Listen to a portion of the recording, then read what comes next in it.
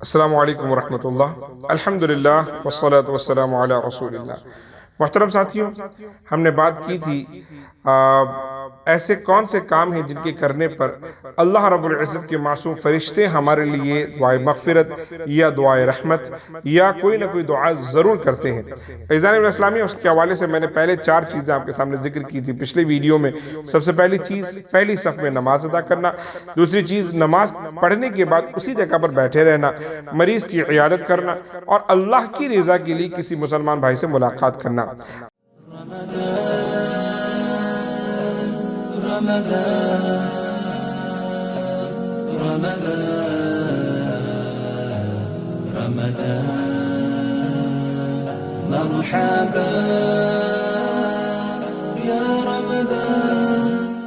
آ جائیں نمبر 5 اور آج کے اعتبار سے پہلا کام کہ جس کے کرنے پر آپ اللہ رب العزت کے معصوم فرشتوں کی دعاؤں کے حقدار ہو جاتے ہیں، اور وہ کون سا کام ہے؟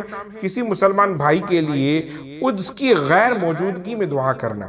یعنی کہ ہم سامنے تو دعا کرتے ہی ہیں، لوگ کہتے بھی ہیں دعا میں یاد رکھنا، اور پھر ہم کیا کہتے ہیں؟ اللہ آپ کو صحت عطا فرمائے، اللہ آپ کو تندرستی عطا فرمائے۔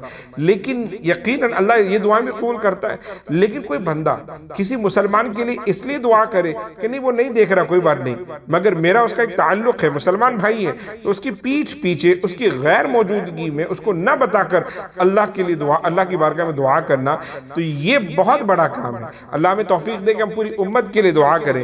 حضور فرماتے ہیں کہ جب کوئی مسلمان جب اپنے بھائی کے لیے اس کی پیٹھ پیچھے دعا کرتا ہے تو وہ جو دعا کرتا ہے، ایک اللہ کا فرشتہ اس کی پوری دعا کے وقت یہ دعا کرتا ہے، اے اللہ یہ جو کچھ اپنے مسلمان بھائی کے لیے مانگ رہا ہے، اللہ تو اسے وہی چیزیں عطا فرما۔ سبحان اللہ۔ اب اگر آپ ہمیں اور آپ بولیں کہ یہ تو فارمولا ہے مالدار بننے کا، کامیاب بننے کا، عقل مند بننے کا، دیندار بننے کا، ہم ہمیشہ اپنے لیے مانگتے ہیں، اور اس فارمولا میں ہمیں یہ بات سمجھ میں آئی کہ ہم اپنے لیے نہیں غیروں کے لیے مانگیں، اپنے بھائی کے لیے مانگیں۔ اللہ میرے بھائی کو عقل سلیم عطا فرما، دیکھیں آپ کو ملے گی۔ اللہ میرے بھائی کو دین کی توفیق عطا فرما، آپ کو ملے گی۔ آپ دعا کریں اللہ میرے بھائی کو جنت عطا فرما، آپ کو ملے گی۔ آپ دعا کریں میرے بھائی کو اللہ بے پناہ دولت عطا فرما، آپ کو بھی ملے گی انشاءاللہ۔ تو اپنے بھائی کے لیے دعا کریں تو ایک فرشتہ ہمیشہ یہ دعا کرتے رہتا ہے، اے اللہ اسے وہی عطا فرما جو یہ اپنے بھائی کے لیے مانگ رہا ہے۔ نمبر 6، آپ بھلائی کا حکم دیں، بھلائی کی تعلیم دیں، کسی کو کوئی بھی اچھی بات جو آپ کو پتا ہو وہ آپ ضرور بتائیں۔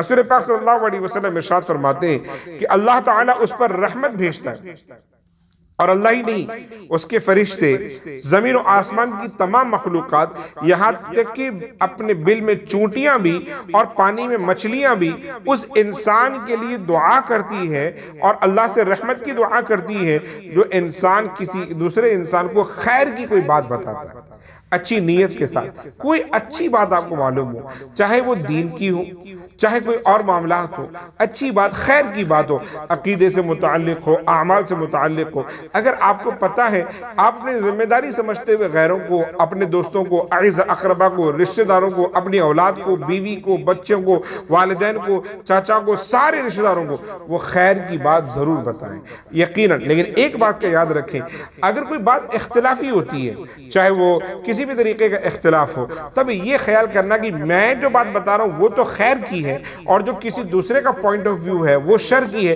یہ یہاں پر بات خیر کی نہیں آتی۔ خیر مطلب ایسی کوئی بات جس میں واقعی سب کی بھلائی ہو، کوئی حدیث ہو، کوئی آیت ہو، کوئی جو اچھا کام ہو۔ آج کل کے دور میں دیکھیں کہ کوئی لوگ بیمار ہوتے ہیں تو کوئی اچھی سی کوئی آپ ٹوٹکا کوئی اچھا سا بتا دے کہ جس سے بندے کو شفا ملتی ہو لیکن درست ہو، تو ایسے میں یہ سب خیر کی باتوں میں آتی ہے۔ حضور فرماتے ہیں کہ جب کوئی بندہ ایسا کام کرتا ہے تو اللہ رحمت نازل فرماتا ہے، اور اس کے علاوہ اس کے فرشتے دعا کرتے ہیں، اور حتی النملۃ فی جحریہا، یہاں تک کہ چونٹی اپنے بل میں، اور پھر فرمایا کہ حتی الحوت، یہاں تک کہ مچھلیاں پانی کے اندر اس شخص کے لیے دعا کرتی ہیں کہ اللہ اس پر اپنی بھلائی نازل فرما۔ نمبر 7، باوضو سونا۔ ہم سوتے ہیں اور سوتے ہی وضو ٹوٹ جاتا ہے، یہ بھی یاد رکھیں، انسان نیند وضو توڑنے والی چیز ہے، لیکن آپ یہ عہد کر کے سوئیں کہ آپ وضو کر کے سوئیں. وضو کر کے جب انسان سوتا ہے، حضور پاک ارشاد فرماتے ہیں کہ جب کوئی بندہ وضو کر کے سوتا ہے ایک فرشتہ اس کے ساتھ رات گزارتا ہے اور پوری رات ہر ایک کروٹ کے ساتھ دعا کرتا ہے. قال الملک اللہم اغفر لعبدک فلانا فإنہ بات طاہرا. اے اللہ تیری اس فلاں بندے کی تو مغفرت فرما دے کیونکہ آج یہ وضو کر کے سویا ہے، آج یہ بالکل پاک و صاف ہو کر سویا ہے. میرے عزیز ساتھیوں، تو خیال رکھیں اس میں بہت ساری چیزیں، سونے سے پہلے ہمیں بہت سارے کام کرنے. مومن کی صبح و شام بڑا پیارا ٹاپک میں ایک بار تقریر کر چکا ہوں، مجھے ابھی یاد آئے، انشاءاللہ میں اس پر بھی آپ کو ایک ویڈیو ریکارڈ کر کے دیتا ہوں. مومن کی صبح کیسی ہو اور مومن کی شام کیسی ہو. بڑا ہی مختصر ہے، دو چند باتیں، لیکن ان میں سے ایک یہ کہ مومن جب سوئے وضو کر کے سوئے، کلمہ پڑھ کر سوئے. ہم کیسے سوتے ہیں؟ موبائل ہاتھ میں ہوتا ہے، ایک ڈیڑھ گھنٹہ گزر چکا ہوتا ہے کنٹینیوسلی ٹک ٹاک پر، انسٹاگرام پر مسلسل پورا وقت گزر کر آنکھیں جب بالکل بند ہونے لگتی ہے بس فون رکھا اور پھر فوراً سو گئے، اور اٹھتے ہی سب سے پہلا کام بس فون چھونا. یہ نہیں، وضو کریں اور کلمہ پڑھیں، پھر اس کے بعد میں کچھ اوراد و وظائف کرتے ہوئے سوئیں، تب انشاءاللہ الرحمن دیکھیں فرشتہ آپ کے لیے دعا کرتے ہیں. نمبر 8، اور وہ ابھی آج کل کی کاموں سے ریلیٹڈ، حضور فرماتے ہیں کہ یقیناً اللہ اس کے فرشتے درود بھیجتے ہیں اس شخص پر جو شخص سحری کرتا ہے.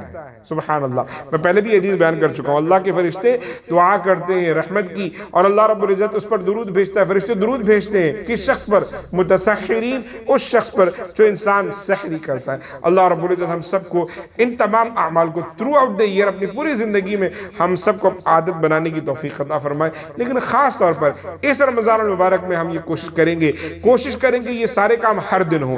ایوری سنگل ڈے ہم وضو کر کے سوئیں، ایوری سنگل ڈے ہم سحری کریں، ایوری سنگل ڈے ہم کسی مریض کی عیادت کریں، ہر دن ہم کسی مسلمان بھائی کو وقت دیں، ہر دن ہم نماز پڑھیں تو پہلی صف میں پڑھیں، ہر دن ہم نماز پڑھیں تو اسی جگہ پہ رک جائیں. سوچیں کہ 24/7 ہم فرشتوں کی دعاؤں کی پروٹیکشن میں ہوں گے انشاءاللہ.